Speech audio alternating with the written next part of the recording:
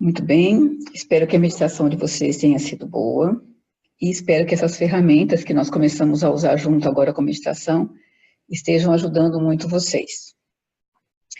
E também que vocês possam usar essas ferramentas ao longo da semana, não apenas nos momentos que a gente se encontra, né, na nossa terça-feira, na nossa aula online. Hoje nós vamos falar um pouquinho sobre, se eu consigo caminhar aqui, ok. Nós vamos falar sobre um capítulo do livro de Maharishi, que se chama Certo ou Errado, do livro Ciência do Ser e Arte de Viver, de Maharishi.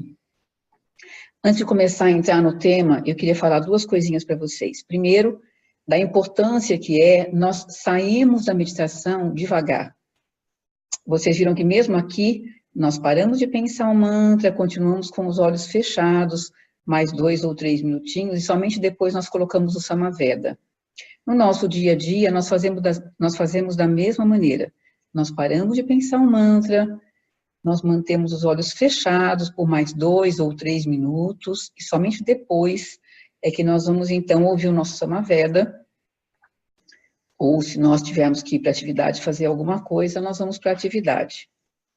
E nós sempre tomamos o cuidado de verificar, nesse intervalozinho de 2 minutinhos, se foi suficiente. Se a gente sentir que não foi suficiente, ou porque a gente está muito refinado, ou porque a gente está num momento de maior eliminação de tensão e estresse, então nós ficamos um pouco mais com os olhos fechados, né? Demoramos um pouquinho mais. Podemos até deitar um pouquinho, descansar um pouco, principalmente quem está aí no começo da técnica, meditando há pouco tempo, né? Isso é uma forma de a gente permitir que esses estresses que estão saindo acabem de sair naquele intervalo de descanso que a gente está, ok? Uma outra coisa que eu queria dizer para vocês é que vocês podem colocar para mim, se vocês perceberem aqui no Zoom, tem um espaço para chat, onde a gente pode escrever. Então, todas as perguntas que vocês tiverem sobre a meditação de vocês, ou se vocês tiveram qualquer dúvida aqui durante a aula, ou se vocês têm dúvida em relação à técnica de vocês na casa de vocês, por favor, deixem aqui no chat ao longo desse momento, agora que nós vamos conversar um pouquinho, porque aí, a hora que nós terminarmos de explicar um pouquinho esse capítulo, de falar um pouquinho sobre esse capítulo, nós vamos, então, estar respondendo, eu vou estar respondendo para vocês, então, as perguntas que vocês tiverem, as dúvidas que vocês tiverem também, tá ok? E toda semana nós vamos fazer mais ou menos nesse estilo e dessa forma, né? Nós vamos meditar juntos, nós vamos sempre ter um tema para a gente conversar. Olha, vocês podem trazer temas também, tá? Então, por exemplo, sei lá, vocês podem deixar aqui no chat, Bernadette, a semana que vem dá, ou em algum momento, né? Dá para você falar de tal ou outra coisa. Tudo bem, a gente pode trazer aí os temas também que vocês sugerirem, tá ok? Desde que a gente possa falar sobre isso, tenha habilidade para falar sobre isso. E posso até trazer outros professores com habilidade no tema para falar sobre ele para vocês, tá bom? Então, essa é uma outra coisa. E agora nós vamos entrar, então, um pouquinho aqui na questão do certo e errado. Então, Maharishi diz, nesse capítulo do livro, é um capítulo muito lindo, que tudo na criação está conectado. O que significa isso? Se tudo está conectado, se nada pode ser considerado isoladamente, significa que todas as nossas ações, pensamentos, reverberam por todo o universo, né? O tal do efeito de campo, né, que a gente fala que a gente cria na meditação de uma forma positiva, mas nós também colocamos no meio ambiente, e nós também, quando nos relacionamos com o meio ambiente, nós criamos 1000 possibilidades em termos de reações àquela nossa ação. Então, se tudo está interconectado, se nada pode ser considerado isoladamente, fica muito difícil, fica muito complexo nós dizermos isto é certo ou isto é errado. Porque nem sempre o que é certo num lugar ou num momento histórico, ou para uma pessoa, é certo para o ambiente. Nem sempre o que é certo para mim será certo, o que eu considero certo, né? Será certo para o ambiente. Porque muitas vezes eu considero certo, por exemplo, vamos falar de cultura, eu considero uma coisa certa aqui na minha cultura, lá no Oriente, essa mesma lei, né, que é considerada uma coisa correta aqui, pode não ser considerada uma coisa correta lá. Então, nós temos culturas diferentes e verdades, né, em termos de certo e errado, também diferentes. Claro que tem leis que são universais, né? Mas mesmo nas leis universais, se nós caminharmos em termos de tempo, nós vamos ver que ao longo da história, muitos certos, né, depois viraram errados e vice-versa. Então, Maharishi diz que o intelecto humano tem limitações e que nós somos motivados por fins egoísticos. Eu diria mais do que isso, falando ainda do que o Maharishi está dizendo, né, de uma outra forma que ele também aborda isso, né.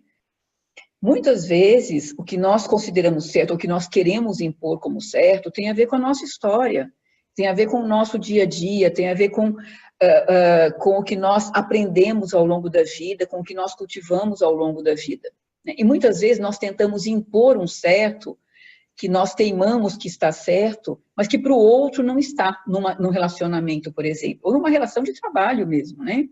Nem sempre o que eu acho correto, o outro vai achar. Porque muitas vezes o que eu acho correto tem a ver com o meu nível de consciência, tem a ver com a minha história. Para o outro, pode significar uma outra coisa. Então, se existe tantos certos e errados, ou se existem tantas possibilidades, o que nós temos que fazer, né? Para nós conseguirmos chegar num consenso, conseguirmos chegar numa vala comum, né, do que é certo e do que é errado. E aí Maharishi fala de algumas coisas que nós podemos tentar aqui, no campo relativo da vida, né? Que nós podemos buscar para tentar caminhar, né, no certo e no errado de uma maneira mais consensual, sem que esteja envolvido somente com a minha limitação, né? Quando eu penso no certo e no errado, porque tem a ver comigo, né? Então ele fala, bom, nós temos aí as leis humanas, as leis que o próprio homem cria, né? E cria pensando no todo, né? Pensando na grande comunidade. Então, nós temos as leis que nós seguimos e que dizem para a gente, olha, é certo não roubar, é certo ajudar o próximo, é errado eu cometer um crime, né? É errado eu roubar, é errado eu caluniar uma pessoa, ou destratar, desrespeitar uma pessoa em função de raça, ou de religião, ou de que for.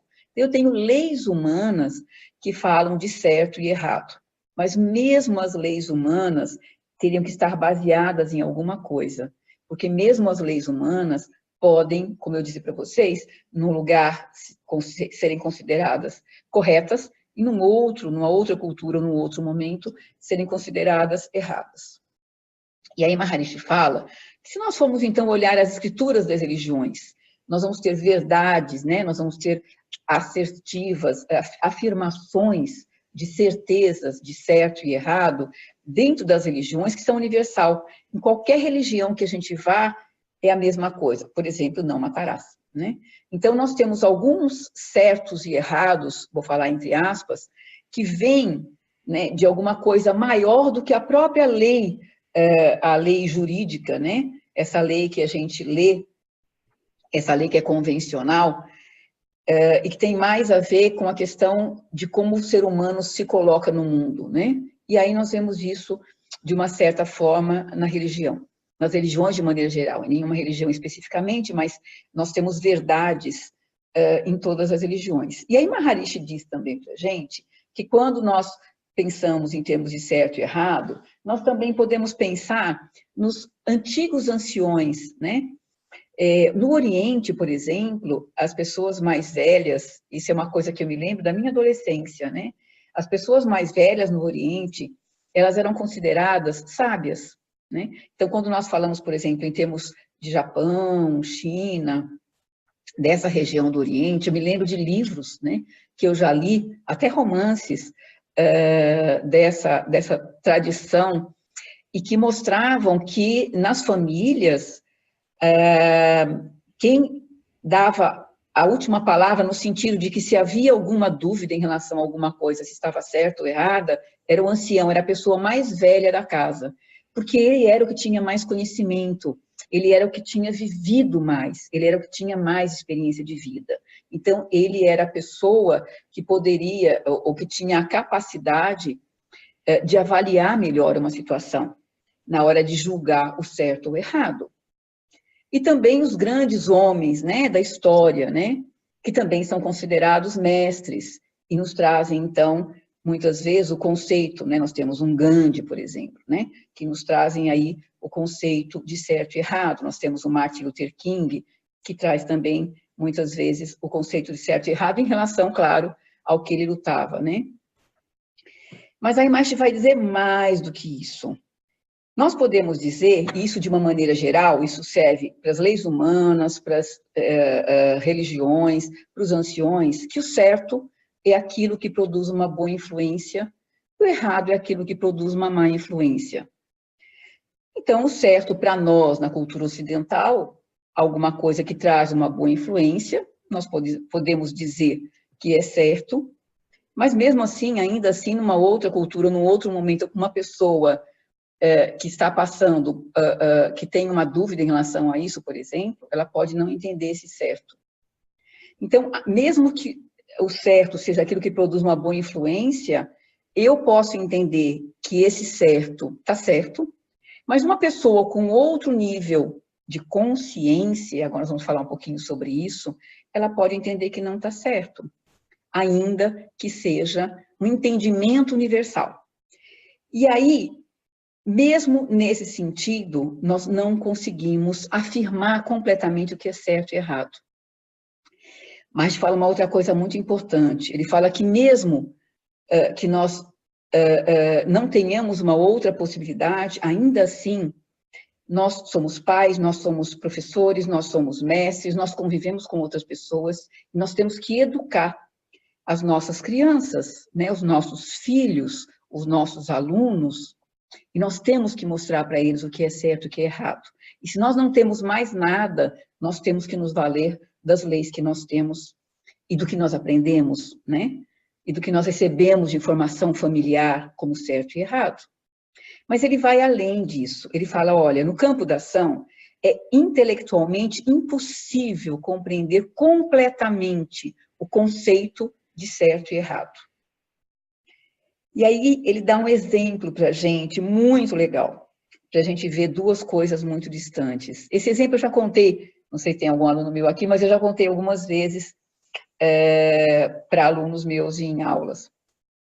Ele conta a história, uma história da Índia, lá de Benares, de um mestre de Benares, que era um mestre muito conhecido pela bondade dele, pela ética, e porque ele conseguia ver em tudo o belo, o bonito. Ele conseguia ver, se nós pudermos falar dessa forma, né, a mão de Deus em tudo. Tudo é lindo, tudo é maravilhoso, tudo é divino. Essa era a forma como ele via o mundo. E tinha uma outra pessoa na comunidade dele que tinha uma índole muito má e que queria, de alguma forma, mostrar que ele não estava correto, que ele também tinha alguma índole má, que ele não era completamente bom. E aí, esse indivíduo, um dia, caminhando pelas ruas de Benares, ele viu um cachorro morto, já putrefato, né, já decomposto, cheirando muito mal. Ele falou, agora eu vou pegar esse mestre. E aí ele foi, é comum na Índia a gente convidar os mestres, né, para a nossa casa, então ele foi até o mestre e disse para ele, mestre, você venha para minha casa, eu quero te convidar para minha casa para jantar, né? E aí o mestre aceita de bom grado, e aí ele vai, então, leva o mestre para a casa dele, ele faz questão de passar naquele caminho onde tinha aquele cachorro, né, todo putrefato, decomposto já, cheirando mal. E aí ele olha para o cachorro com asco, né, e ele fala, que horror, olha que coisa horrorosa. E aí o mestre olha para o animal e ele fala, mas veja que lindos brancos dentes ele tem. E aí o outro cai em si, e ele vê que realmente essa outra pessoa, esse mestre, ele realmente era verdadeiro no que ele era.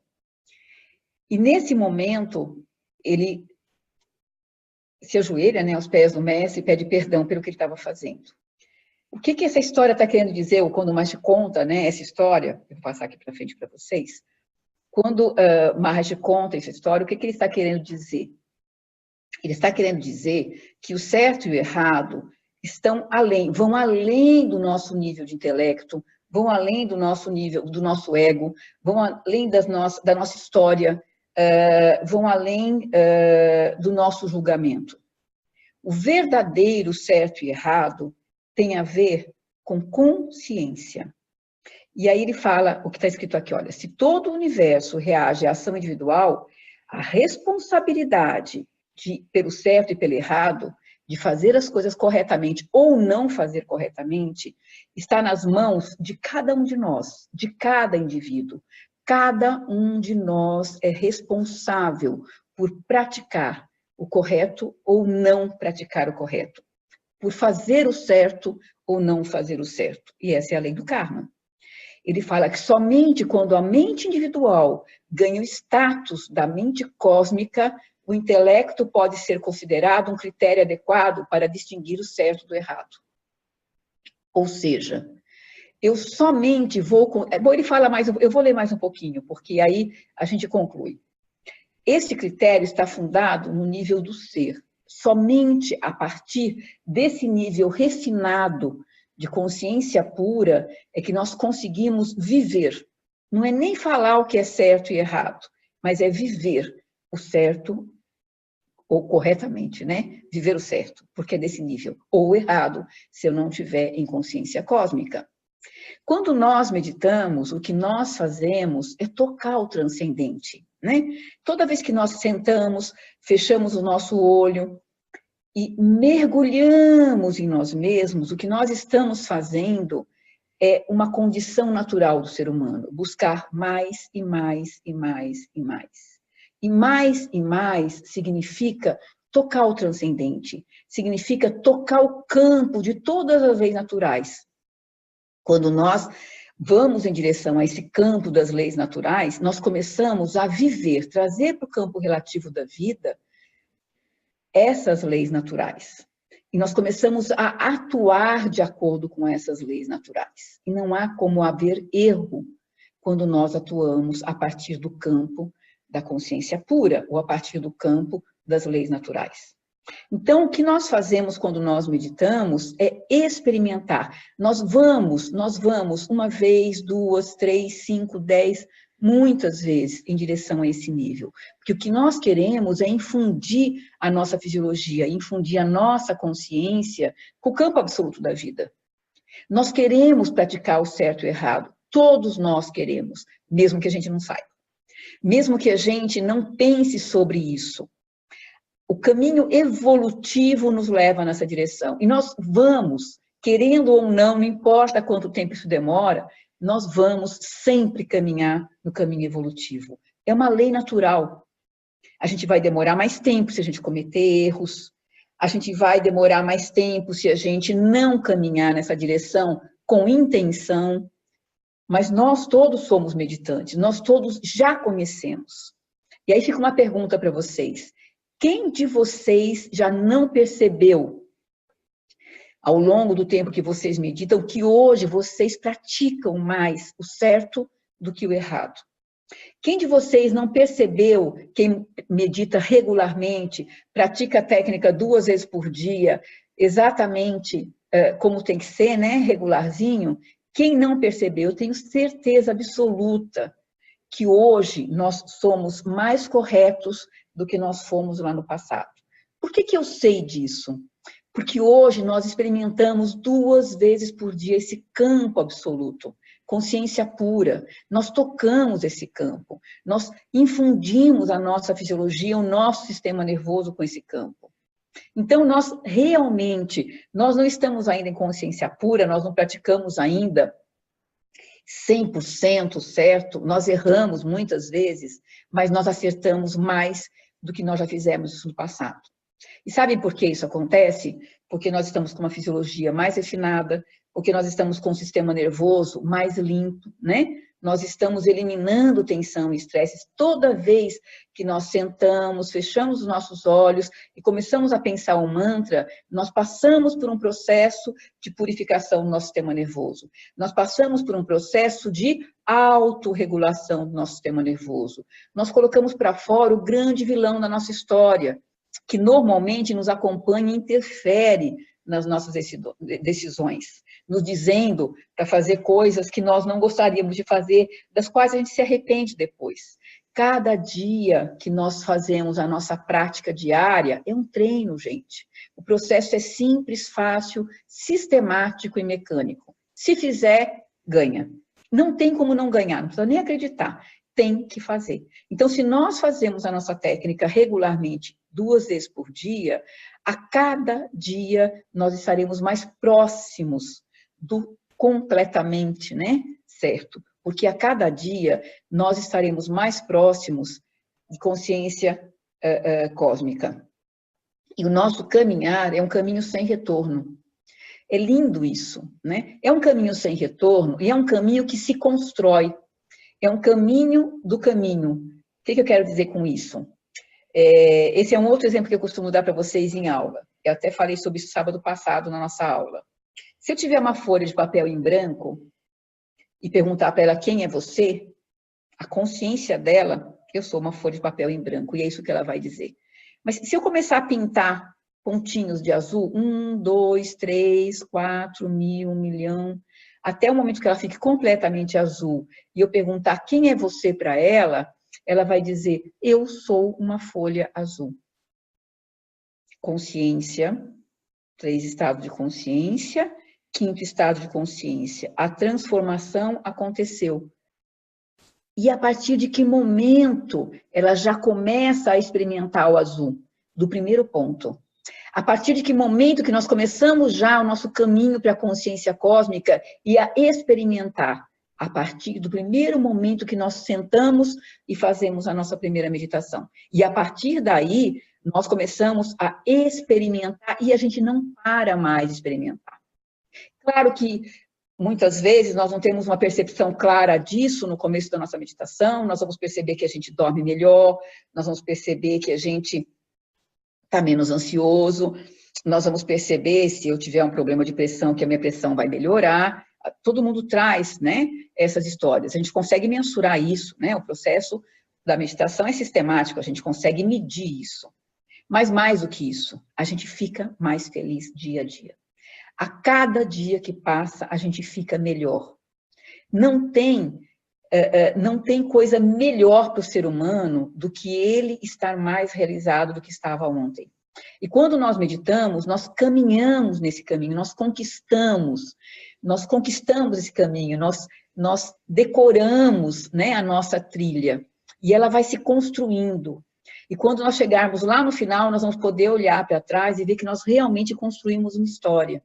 E essa história tem a ver com cada um de nós. Vejam, é impossível eu conseguir a minha máxima em termos de felicidade, em termos de paz, em termos de harmonia, em termos de plenitude fora de mim. Eu posso buscar de muitas maneiras. De muitas maneiras. Eu vou ter pequenos flashes de um grauzinho pequenininho. Mas quando eu faço um trabalho comigo mesmo, quando eu mergulho em mim mesmo, isso é uma lei natural, né? Experimento consciência pura e, em fundo, trago essa consciência pura, trago essas leis naturais para a minha própria fisiologia, o que eu vou fazer é ganhar em todos os sentidos da vida. Desde saúde, eu fico melhor, eu fico mais saudável. Potencial mental, clareza mental, relacionamento, tudo à minha volta fica melhor, porque eu crio essa condição. Mas eu só crio essa condição porque eu fico melhor. Essa é a nossa experiência com a técnica da meditação. E a técnica é simples, a técnica é fácil. Nós fazemos 2 vezes por dia, 20 minutinhos. É muito pouco tempo porque a gente tem a ganhar. Eu dei uma aula no sábado, na parte da tarde, foi uma aula, na verdade é uma oficina que a gente faz, né, que eu estou fazendo agora, e nessa oficina, o pessoal que vem para a oficina, tem pessoas que estão regulares na meditação e vêm para para ganhar mais, né, ganhar mais conhecimento. Tem pessoas que não estão regulares na meditação e vêm porque querem ficar regulares. Mas cada um dá seu depoimento. E aí, o contraste das pessoas que estão completamente regulares é tão grande, porque tudo que elas trazem é bem-aventurança, é bliss, é felicidade, e isso irradia no ambiente. É muito bom, porque quem não está regular na técnica fica nutrido com essa, né, essa bem-aventurança que vem daquele outro que está regular. E isso estimula, isso incentiva, né, quem não está regular na técnica a se tornar regular. Nós precisamos de tão pouco, aqui no mundo externo, nós precisamos de tão pouco, nós precisamos de muito menos no nosso mundo interno. Nós só precisamos estar equilibrados. E quando nós equilibramos, nós ganhamos no mundo interno, mas nós ganhamos também no mundo externo. Porque a natureza começa a apoiar mais a gente. Isso é caminho evolutivo. Se eu caminho a favor da corrente, a corrente me favorece. Isso é o que nós fazemos quando nós meditamos. Então, o que nós fazemos com a nossa meditação é esse caminhar em direção a mais e mais e mais. E o que nós almejamos, num primeiro momento, é experimentar, vivenciar 100% consciência cósmica, 24 horas por dia. E o trabalho que nós fazemos para isso é muito pequenininho.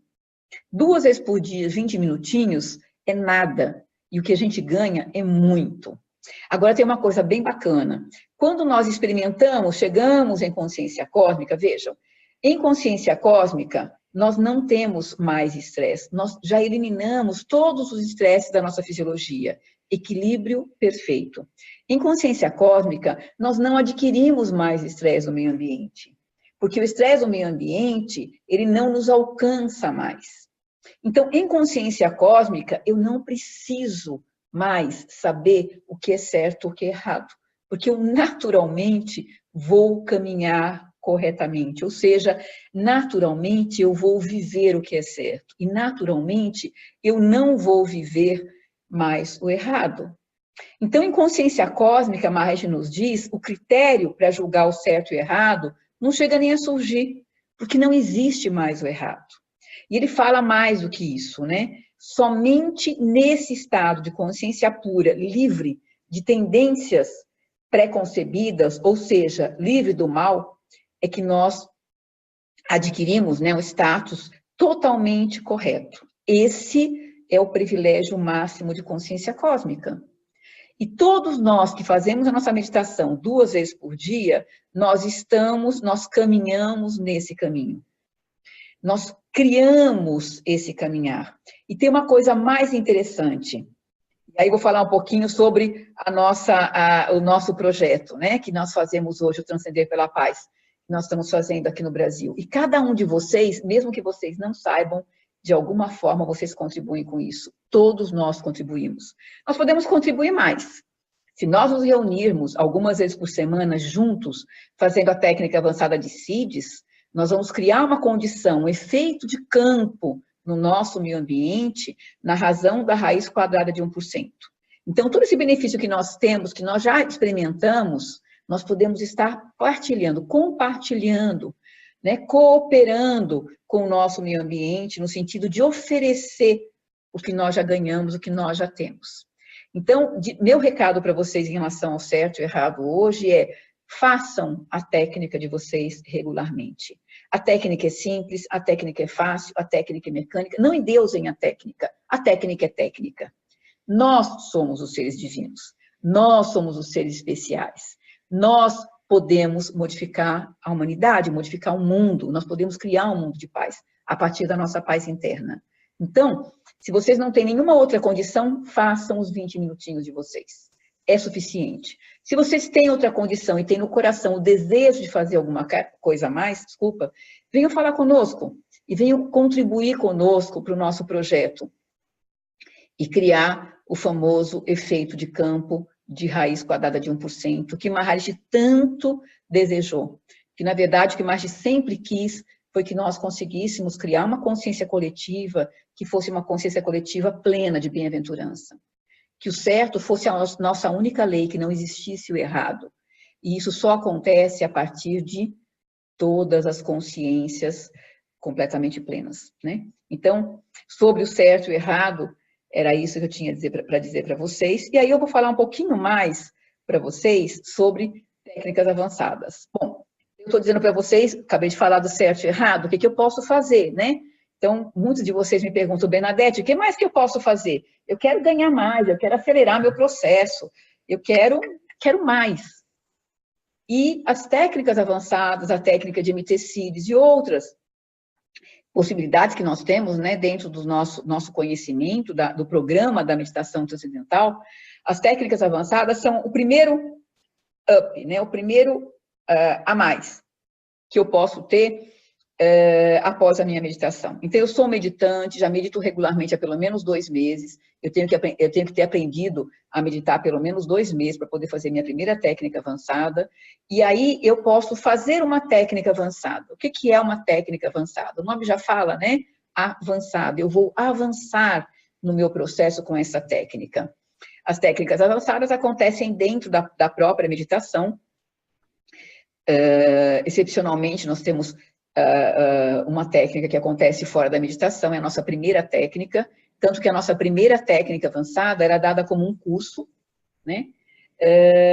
E ela vai nos auxiliar tanto dentro da meditação, ou seja, nós vamos experimentar esse ganhar mais rapidamente. Eu sempre brinco, eu digo que a gente está andando a pé, a gente aprende a meditar, começa a andar, sei lá, num carro muito especial, né? Mas a gente quer mais, a gente quer ir mais rápido.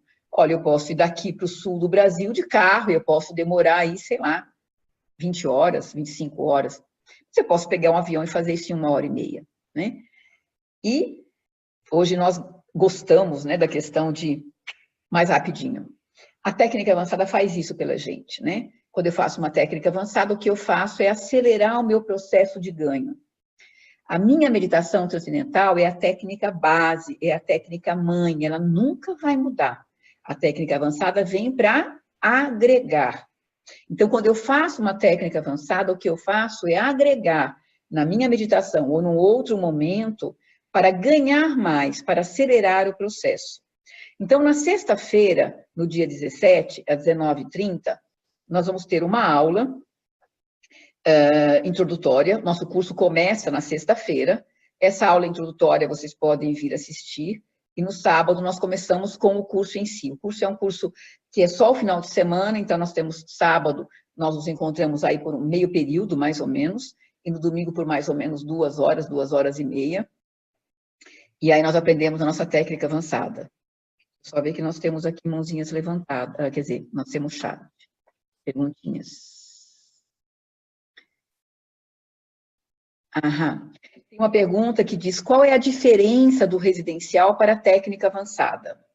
O residencial, eu faço o residencial no final de semana, num hotel, né? Eu vou na sexta, fico até o domingo, e dentro do residencial eu vou ter uma experiência diferenciada na minha meditação, porque eu vou meditar mais de uma vez, eu vou meditar mais do que eu medito, né, quando eu estou em casa, mas no residencial eu estou protegida. Eu tenho o professor junto comigo, eu tenho o meu grupo, eu vou usar outras ferramentas, como o próprio Gandharva Veda, que vocês já conhecem, asanas, né, que são posturas de yoga, que eu aprendo no residencial, o pranayama, ou seja, vou ter aula também de conhecimento. Então, um residencial, ele me ajuda muito. O pessoal costuma brincar, né? Quando eu faço um residencial, é como se eu tivesse feito um tempão enorme meditando, porque eu condenso num único residencial muita experiência, vou eliminar muita tensão e estresse, vou mergulhar profundamente, porque eu tenho o apoio do grupo. No residencial, o tempo todo, eu medito e faço toda a minha programação no grupo. Vocês sabem que quando nós estamos no grupo, nós entregamos, mas também recebemos. Então, quando eu estou no grupo, seja na meditação coletiva ou na aula de acompanhamento, né, quando eu estou na escola, na sede, ou seja no residencial, eu estou o tempo todo ganhando. Eu estou em 30 pessoas, 29 pessoas estão entregando coerência para o meio ambiente, além de mim. Eu entrego coerência para esses 29, mas esses 29 entregam coerência para mim. Então, eu realmente acelero o meu processo dentro do residencial, mas é pontual, ok? Quando eu falo em técnicas avançadas, eu estou falando de uma técnica que eu vou adicionar ao meu programa diariamente. A técnica avançada é feita diariamente exatamente como a meditação.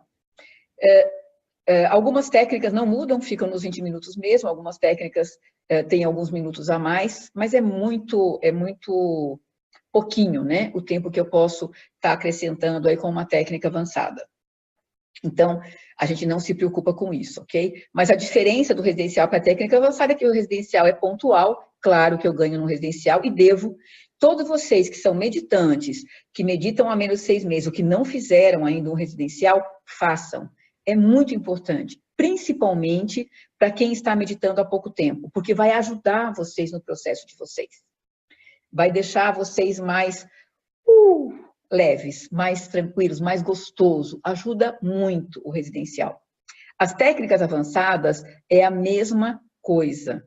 Nós vamos agregar. Sabe quando eu tenho uma plantinha e ela está lá bonitinha, crescendo, porque ela tem a terra, porque ela tem a água, ela tem os nutrientes que vêm da terra. Então, ela está crescendo, ela está, né, tá se desenvolvendo. Mas aí eu vou lá e ponho um adubozinho.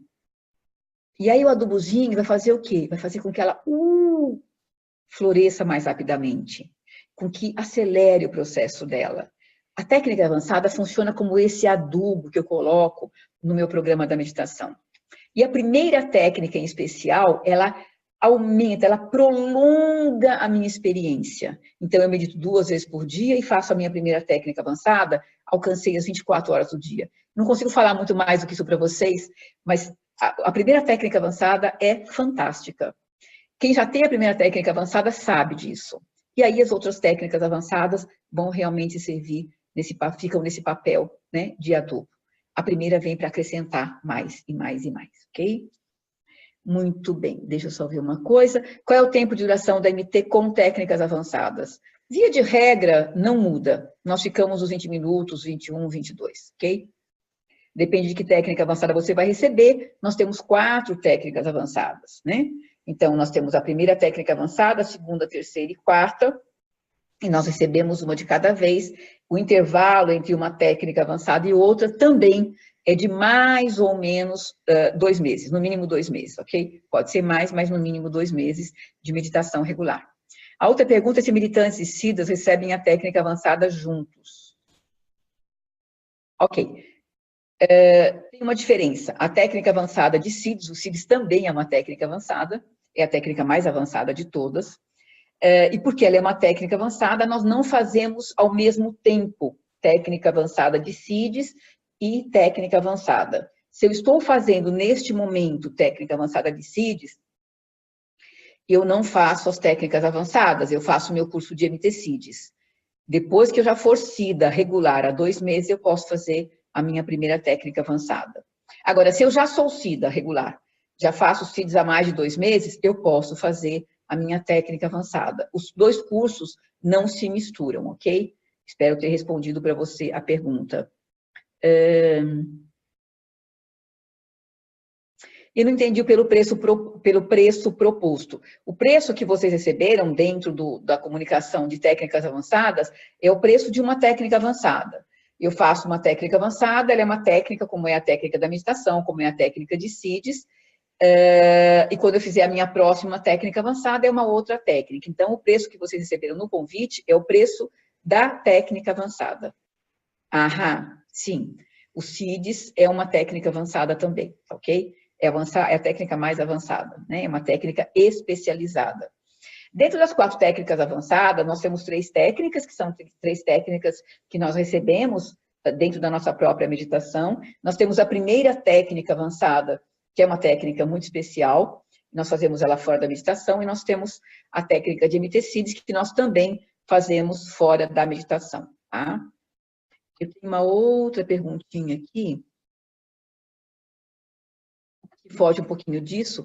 Posso fazer o pranayama já ao som do Gandharva Veda? Não.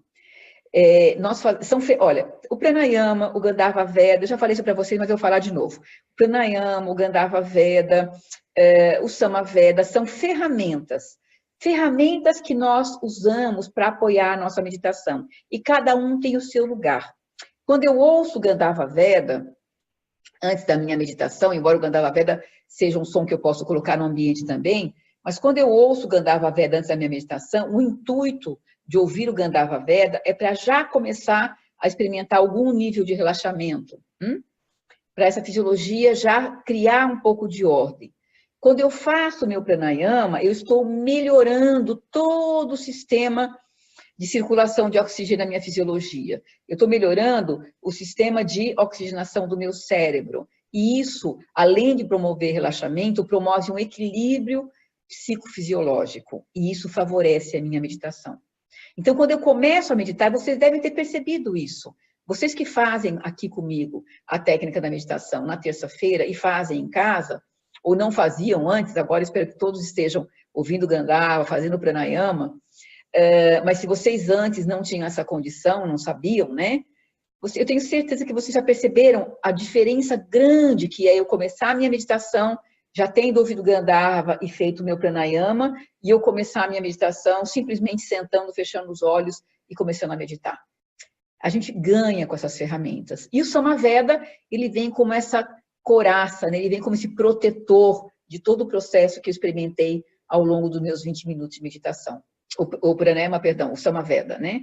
Então, é bem importante a gente ouvir o nosso Gandharva, fazer o nosso pranayama em silêncio. Quando eu faço meu pranayama, eu fecho os olhos, eu faço meu pranayama e deixo a minha atenção solta. Muitas vezes ela vai para a minha fisiologia, né? E a gente ganha com isso, né? Então, é muito bom fazer cada coisa no seu lugar e em momentos únicos, né? A meditação também eu não faço com absolutamente nenhum som. Deixa eu ver que eu tenho mais perguntinhas de vocês aqui. Então, no curso podem ter meditantes e siddhas juntos? Claro! Sim! Podem ter meditantes e siddhas juntos no curso, sim. O curso é para vocês de maneira geral. A diferença que vai haver no sábado é para quem tem a primeira técnica e quem não tem a primeira técnica. Então, aí vai haver uma diferença no sábado, mas como na sexta-feira a gente se reúne e a gente vai falar sobre isso, então nós vamos explicar isso para vocês na sexta-feira, tá? Mas a única separação, divisão que nós temos é de quem já fez a primeira técnica, quem não fez a primeira técnica, e outra coisa muito importante, a técnica é aprendida individualmente, vocês vêm todos para o grupo, nós vamos assistir os vídeos juntos, vamos falar, né, do curso juntos, mas o aprendizado da técnica, assim como na meditação transcendental, é feito de forma individual, ok? Muito bem. Meditantes e siddhas antigos podem e vão fazer, né, a técnica juntos, tá?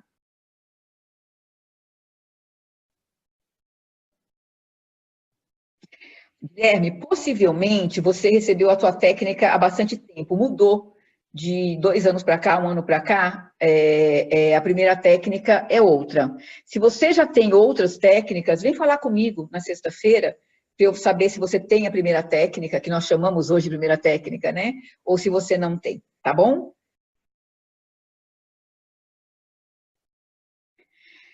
Ok. Nós não comentamos sobre especificações para o Guilherme ainda, tá? Nós não comentamos sobre especificações em grupo para quem não fez a técnica ainda. A mesma inocência que a gente tem quando a gente aprende a meditar, nós também devemos ter quando nós fazemos as nossas técnicas avançadas. No teu caso, se você faz essa técnica que você colocou para mim aqui, o que eu vou falar para você, pedir para você é que você venha na sexta, se você quiser fazer uma nova técnica, e você vai fazer o que nós hoje consideramos como a primeira técnica avançada, e você vai se apaixonar, tenho certeza absoluta. Faço questão de te dar essa técnica, tá bom? Fala comigo.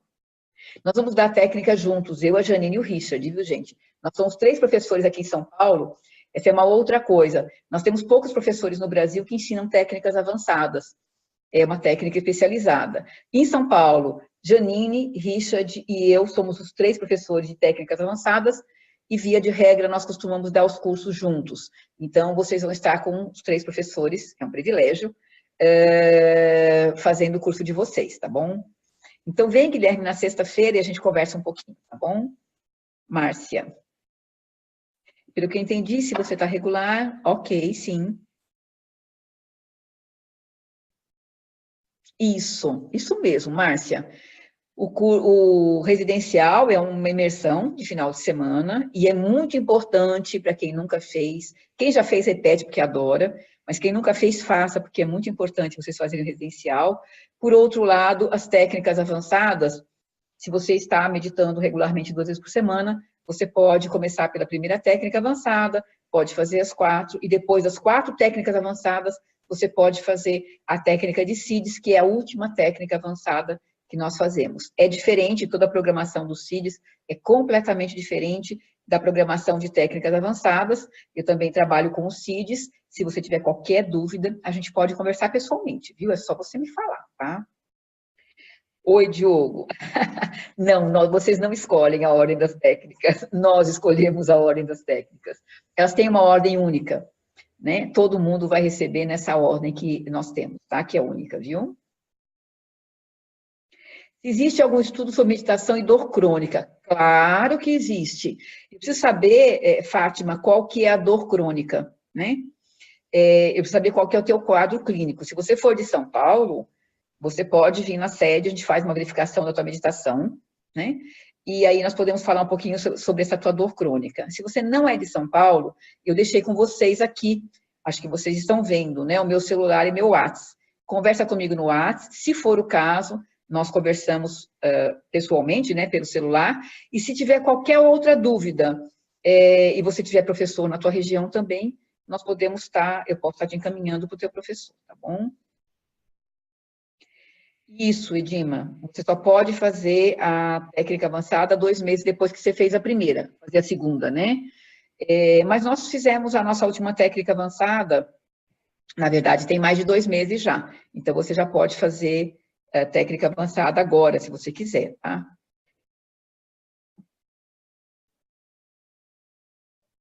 E só em São Paulo tem, Márcia? Não.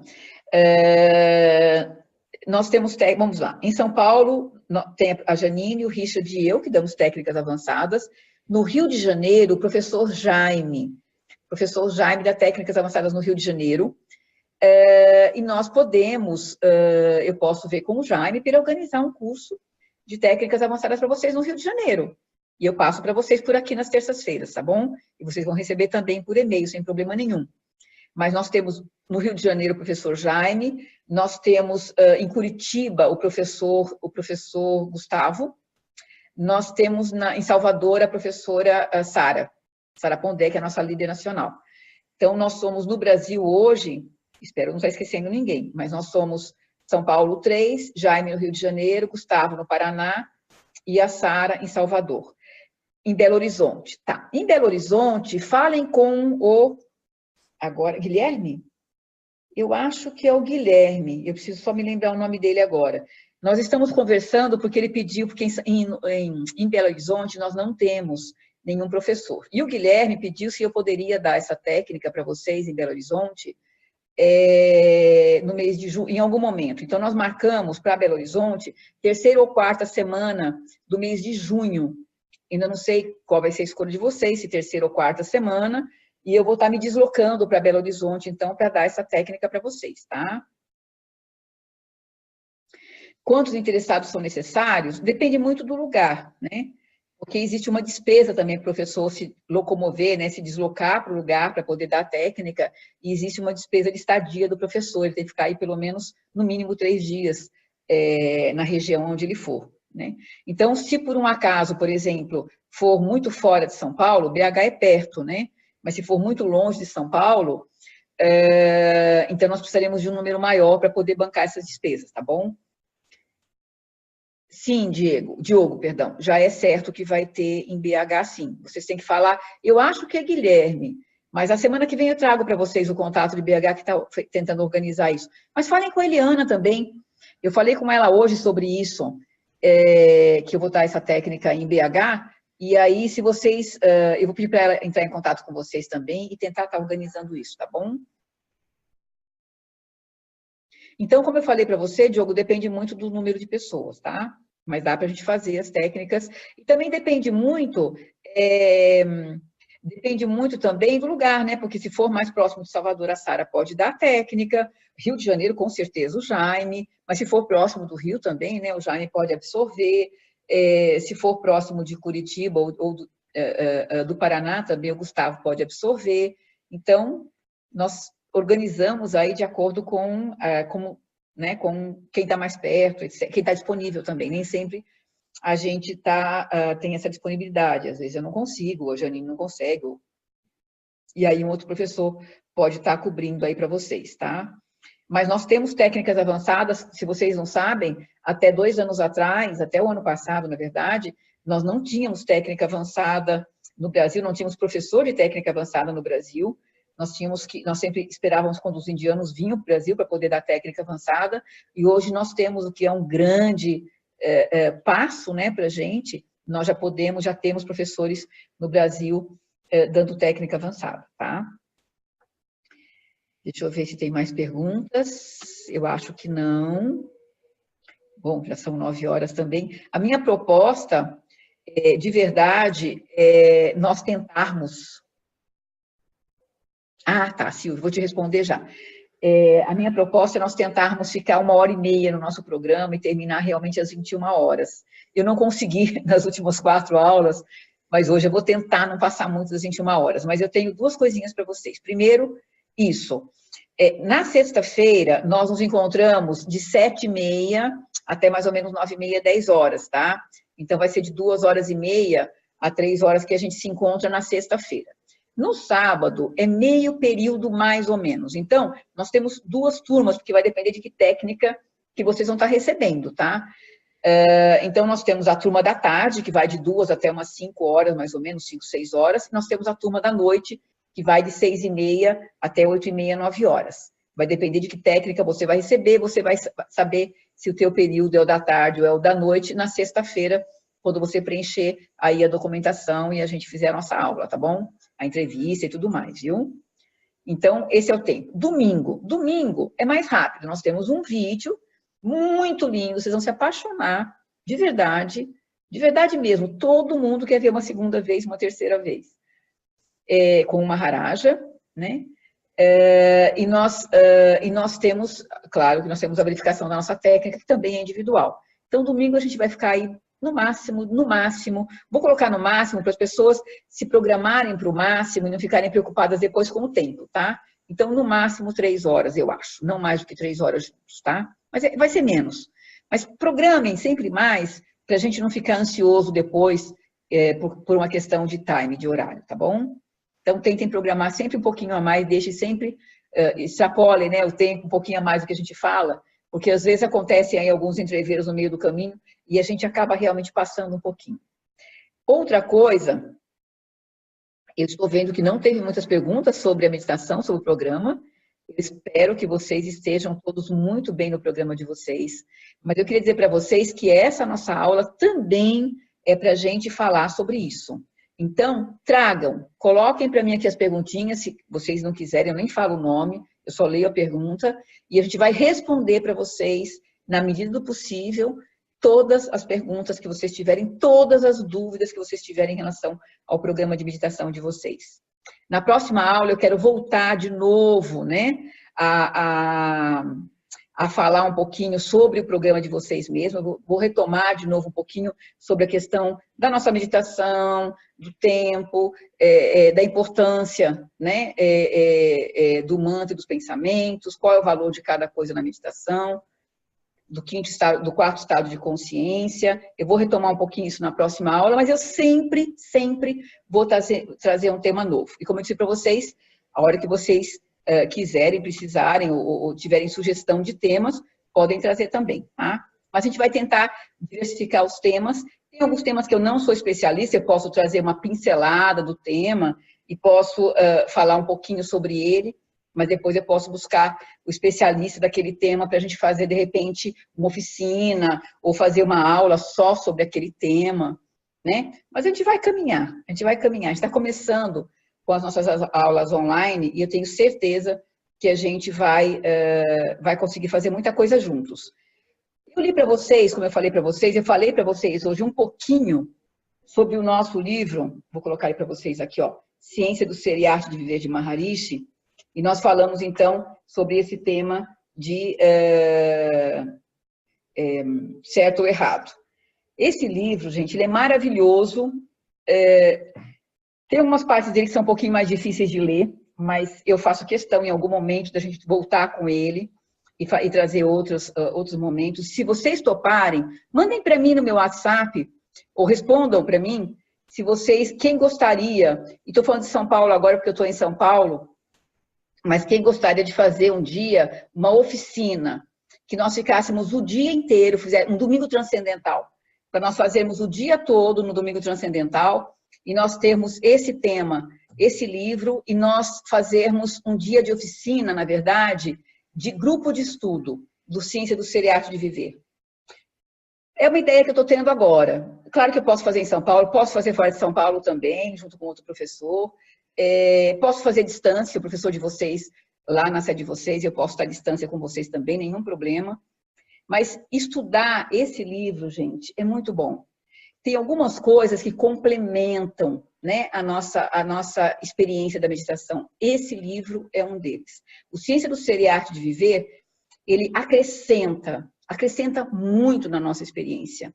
O entendimento, a compreensão, a gente tem flashes, sabe assim, flashes maravilhosos, né, de transcendência lendo esse livro.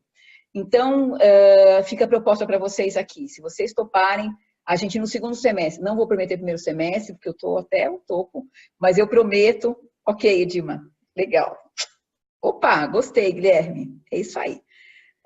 Nós vamos criar, então, eu vou propor para vocês, segundo semestre, eu vou trazer para vocês uma oficina de um domingo o dia todo, um domingo transcendental, que nós vamos fazer um grupo de estudo do Ciência do Ser e Arte de Viver, ok? E eu vou sugerir também para os nossos professores de fora de São Paulo fazerem a mesma coisa com vocês fora de São Paulo, tá bom?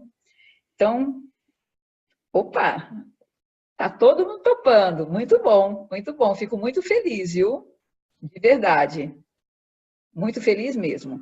Então, gente, Jay Gurudev, a gente se encontra de novo a semana que vem, na terça-feira. Uma outra coisa, a semana que vem, o link de vocês é sempre o mesmo, o link não muda.